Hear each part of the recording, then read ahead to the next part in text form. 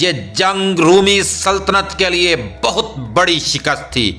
اس کے بعد شام رومیوں کے قبضے سے نکل گیا، مسلمانوں کی طاقت دنیا پر واضح ہو گئی۔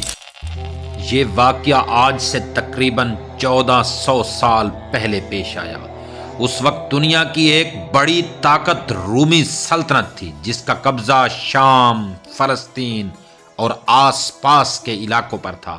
دوسری طرف مسلمان ایک چھوٹی سی جماعت تھے، مگر ان کے دلوں میں ایمان کی طاقت تھی۔ یہ جنگ دریائے یرموک کے قریب لڑی گئی، جو آج کے شام اور اردن کے علاقے میں واقع ہے۔ نبی کریم صلی اللہ علیہ وآلہ وسلم کے وصال کے بعد خلافت راشدہ کا دور شروع ہوا۔ حضرت ابو بکر اور عمر فاروق رضی اللہ عنہ کے زمانے میں اسلام تیزی سے پھیل رہا تھا۔ یہ بات رومی بادشاہ ہرقل کو پسند نہیں تھی۔ اس نے فیصلہ کیا کہ مسلمانوں کو شام میں ہی روک دیا جائے۔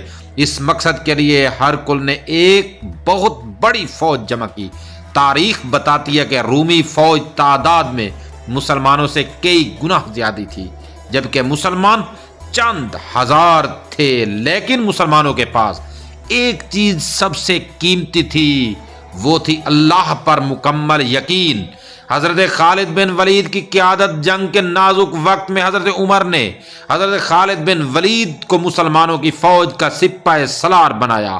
حضرت خالد نہایت بہادر اور عقل مند جرنیل تھے۔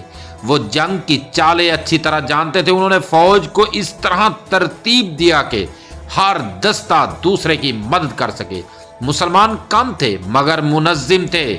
جنگ یرموک کئی دن تک جاری رہی۔ رومی فوج ہر روز زوردار حملہ کرتی، لیکن مسلمان صبر اور حوصلے سے مقابلہ کرتے رہے۔ مسلمان سپاہی جانتے تھے کہ وہ صرف زمین کے لیے نہیں بلکہ دین اسلام کے لیے لڑ رہے ہیں۔ ہر حملے کے بعد مسلمان دوبارہ سنبھل جاتے اور صفیں درست کر رہے تھے۔ آخر کار وہ دن آیا جب حضرت خالد بن ولید رضی اللہ عنہ نے اپنے گھڑ سوار فوج کو رومیوں کے پہلو پر بھیجا۔ یہ حملہ اچانک تھا، جس کی رومیوں کو توقع نہیں تھی۔ رومی فوج کی صفیں ٹوٹ گئی اور وہ گھبرا کر پیچھے ہٹنے لگے۔ پیچھے دریا اور گہری کھائیاں تھی۔ بہت سے رومی سپاہی وہاں گر کر مارے گئے۔ یہ جنگ رومی سلطنت کے لیے بہت بڑی شکست تھی۔ اس کے بعد شام رومیوں کے قبضے سے نکل گیا، مسلمانوں کی طاقت دنیا پر واضح ہو گئی۔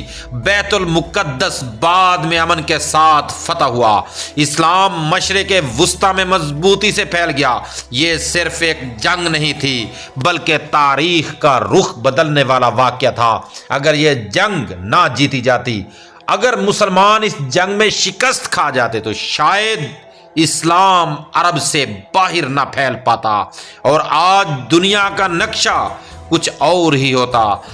جنگ یرموک ہمیں یہ سبق دیتی ہے کہ ایمان، اتحاد اور سچائی کے ساتھ کمزور نظر آنے والی قوم بھی بڑی طاقت کو شکست دے سکتی ہے۔ اسی لیے جنگ یرموک کو اسلامی تاریخ کی ان جنگوں میں شمار کیا جاتا ہے جنہوں نے دنیا کا نقشہ بدل دیا۔ پیارے دوستو، اگر آپ نے ابھی تک ہمارے چینل کو سبسکرائب نہیں کیا، سبسکرائب کر لیں، بیل آئیکن نشان کو ہلکا سا پریس کر دیں تاکہ ہماری ہر نئی آنے والی ویڈیو کا نوٹیفیکیشن سب سے پہلے آپ تک پہنچے۔ شکریہ۔